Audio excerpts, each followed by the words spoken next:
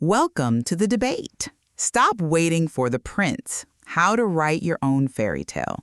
Today, we analyze the ideas from the book, The True Self's Journey. And, fairy tale is doing a lot of heavy lifting in that title because what we're really diving into is the absolute chaos of modern romance. We're looking at a landscape that feels less like a storybook and more like, a labyrinth designed to confuse and exhaust you. It is a labyrinth. And the central premise we're dissecting today is that the happily ever after narrative, the one that's just, ingrained in us, is not just a harmless fantasy. It's a dangerous illusion. The argument on the table is that a true partnership isn't about stumbling upon a prince by sheer luck. It argues that a healthy relationship requires this rigorous, almost academic mapping of one's inner landscape before you even consider inviting another person in. And that is exactly where I immediately have to dig my heels in. I'm playing the skeptic today because while I agree the whole Disney narrative sets us up for failure, the solution proposed here feels like turning romance into a PhD dissertation. We're talking about psychological frameworks, inventories. My stance is that this approach is just overly introspective. If you spend all your time analyzing every whisper of the past, you're going to end up paralyzed, not partnered. You can't think your way into love. I get that hesitation. I do. It sounds clinical. It sounds unromantic.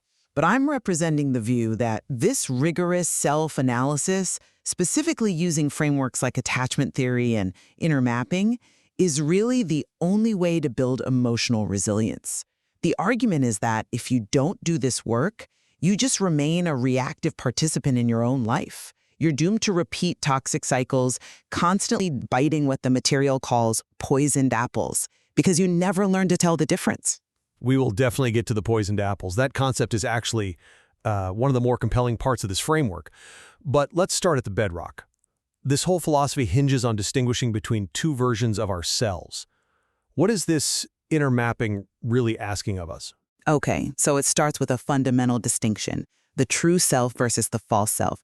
The proposal is that the vast majority of us operate primarily from a false self. And this isn't necessarily malicious or deceitful. It's a persona we construct to meet external expectations. It's the version of you that smiles at a boss you dislike, the version that feigns interest in a date's hobby just to keep things going. It's the adaptive child who learned early on that to be loved, they had to be what others wanted them to be. Right, but let's pause right there. Is the false self a pathology? Because this framework treats it like a disease to be cured. But in the real world, that persona is a necessary survival mechanism. You can't walk into a high-stakes board meeting with your raw, unfiltered, true self. You need a bit of armor. That social lubrication is what keeps society functioning. If everyone was their true self all the time, we'd have anarchy. The armor is useful for survival in a boardroom, yes, but the argument is that it is fatal for intimacy. If that armor becomes your skin, you lose the capacity for genuine connection because nobody's connecting with you, they're connecting with your performance. The Enchanted Forest framework proposes that we have to map our inner landscape to rediscover the true self, that innate, spontaneous core. And the proposal here is quite actionable. It suggests a journaling clearing. The journaling clearing. It sounds so peaceful, but let's look at what's required. It's not just Dear Diary. It's a dedicated 15 minutes daily of free-form writing to identify recurring patterns. It asks these very hard questions, like, what made me truly feel alive today versus what emotion did I avoid? It's demanding you audit your emotional day. Exactly. It's about catching the drift. When did I say yes when I really meant no? When did I laugh when I was actually offended? But here is the friction point. 15 minutes a day, every single day, for 3 weeks minimum. Look, I value introspection, but successful, busy people, the kind who are out there building lives, often don't have the time to map every sun-dappled clearing of their psyche before they grab a coffee with someone. My real concern is that this level of introspection turns you into a narcissist. You become so obsessed with your own inner landscape that you forget to look outward. You become the main character in a movie no one else is watching. I'm just not convinced by that, because the alternative is flying blind. If you don't know who you are, how can you possibly know what you need? The material suggests a needs and desires inventory as a companion to the journaling. And this is brilliant, and it's highly efficient. You list your top 5 emotional needs, things essential for your well-being, and you strictly distinguish them from fleeting wants. Okay, but walk me through that. Give me a concrete example of that distinction, because in the heat of romance, wants and needs can feel absolutely identical. Sure. A want is, I want a partner who loves hiking and plays the guitar and makes 6 figures. A need, on the other hand, is, I need emotional safety, consistency, and the ability to resolve conflict without shouting. The argument is that 90% of failed relationships happen because people prioritize the want, the packaging, and they completely ignore the fundamental need. Without that inventory, you get dazzled by the guitar and you ignore the fact that they disappear for 3 days at a time. I will concede that point. Knowing the difference between I need stability and I want a yacht is useful. That saves time. It doesn't waste it. But let's move to the engine of this analysis, because this method leans incredibly heavily on one specific psychological framework. Yes, attachment theory. This is the core of the debate for me. We cannot ignore the whispers of the past. The framework champions the use of internal working models derived from the work of Bowlby and Ainsworth. Okay, so for our listeners who haven't taken Psych 101 in a decade, let's define that. Internal working models. It sounds like computer code. In a way, it is. It's the operating system for how you view love, installed during your childhood, based on how your caregivers treated you. The proposal is that we generally fall into one of 4 styles: secure, anxious preoccupied, dismissive avoidant, or fearful avoidant. And if you don't know your code, you will crash the program every single time. I come at it from a different angle. I worry about the determinism of this. It feels a little like a horoscope for intellectuals. Oh, I'm a Virgo becomes, oh, I'm anxious preoccupied. But it's not deterministic. It's diagnostic. Let's look at the anxious preoccupied style to illustrate the value. The core belief here is, I need others to validate my worth.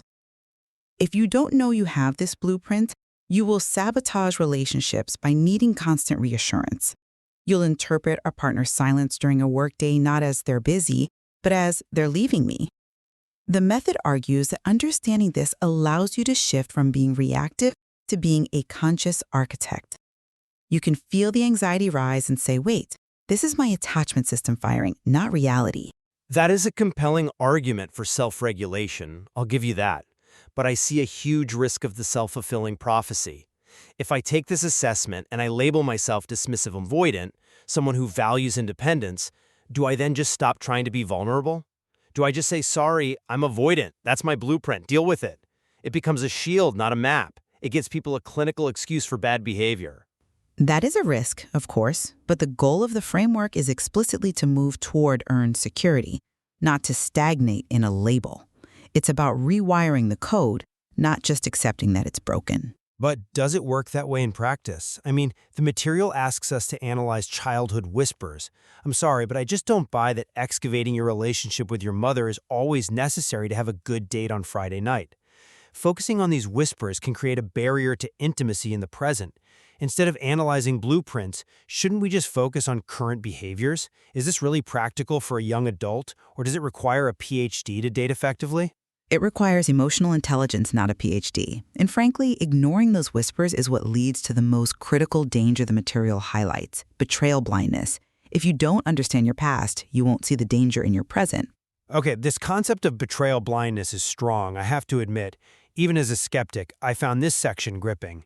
Define it for us as it sits in this framework. It's based on the work of the researcher Jennifer Freyd. It explains a physiological phenomenon, really, a form of dissociation we use to preserve relationships with people who are vital to us. If you're dependent on someone emotionally or financially, your brain will literally block out their toxic behavior to keep you safe. You become blind to the poison apple. You see the apple, you see the shine, but your brain just edits out the poison. So we're talking about ignoring red flags because the cost of seeing them and potentially losing the relationship is just too high. Exactly. But it's deeper than just ignoring them. It's not even perceiving them. The material lists specific manifestations: emotional neglect, broken promises, gaslighting.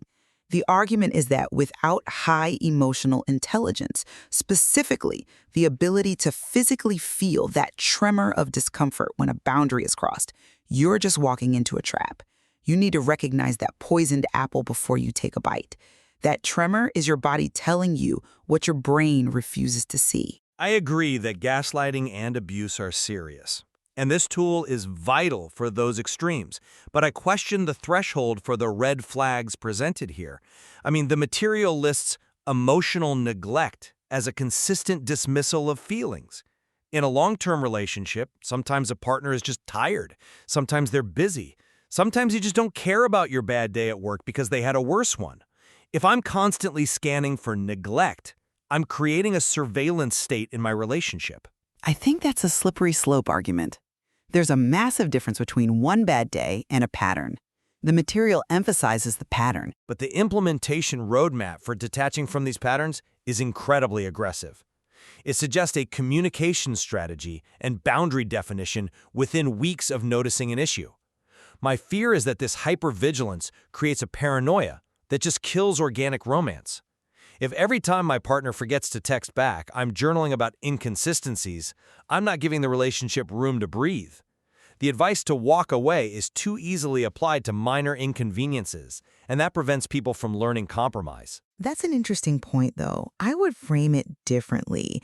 The material doesn't advocate leaving over a missed text. It advocates leaving when there's a lack of empathy about the impact of that action.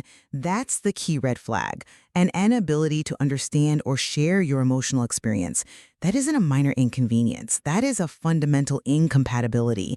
If you express hurt and the response is indifference, that is the poisoned apple, and you have to spit it out. Fair enough. If the empathy is missing, the foundation is rotten. I can support that.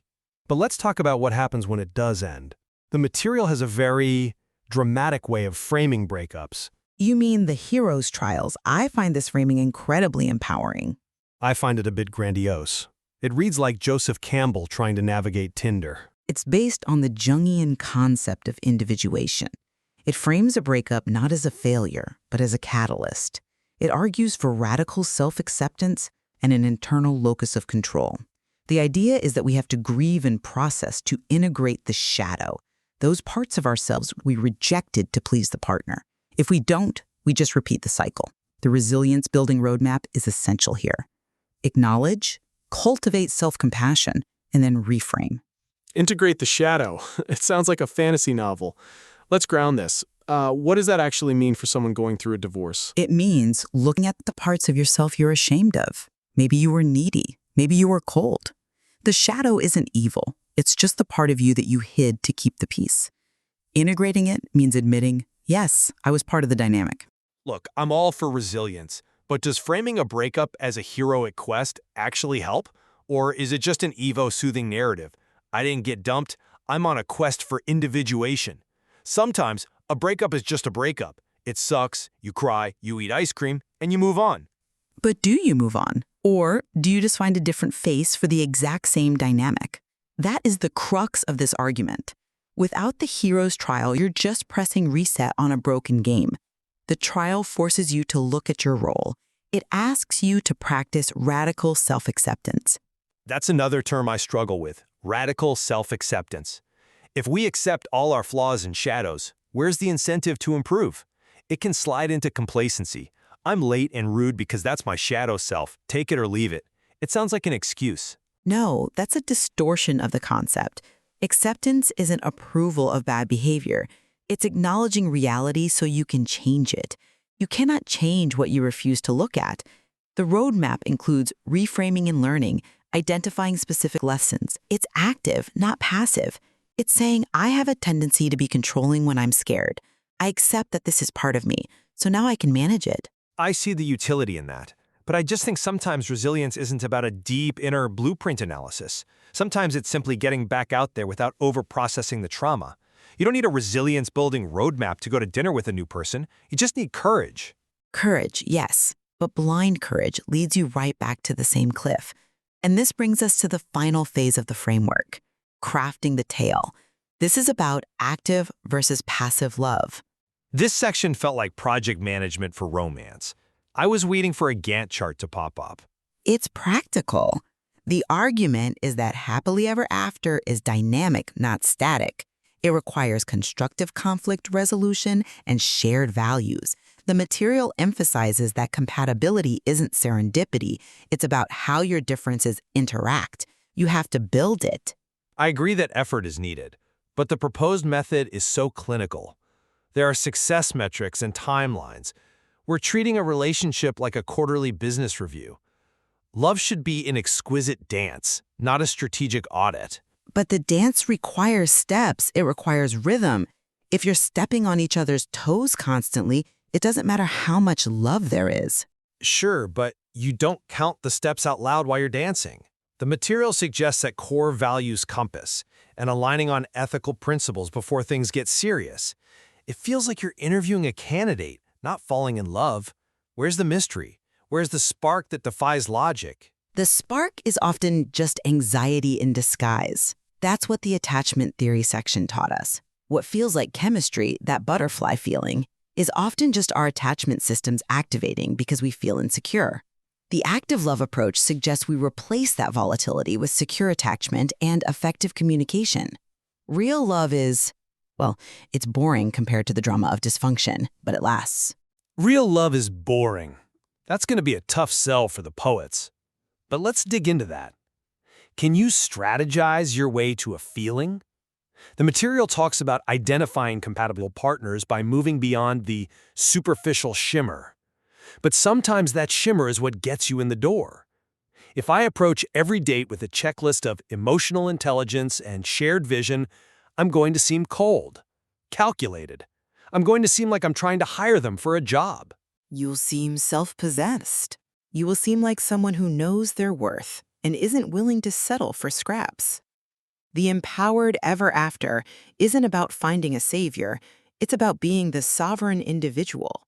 It's about two whole people coming together rather than two halves trying to make a whole. I like the idea of the sovereign individual. I do. But I worry that the enchanted forest becomes a trap of endless rumination. You can spend so long mapping the forest, labeling every tree, analyzing the soil, that you never actually invite anyone in for a picnic. You become the ruler of an empty kingdom. I see it differently. I think the map is what makes the picnic safe. Without the map, you're picnicking in a bear den. That is a valid fear. So let's wrap this up. We've looked at the inner mapping, the attachment styles, the red flags, and the project management of love. Where do we land? For me, the conclusion is clear. The methods we discussed, mapping the inner forest, understanding attachment, identifying betrayal, they're non-negotiable for true self-existence. We cannot afford to be passive. This approach transforms a person from a victim of circumstance into the hero of their own epic tale. It's a must-try for anyone tired of superficial connections. The rigor is not a bug, it's the feature.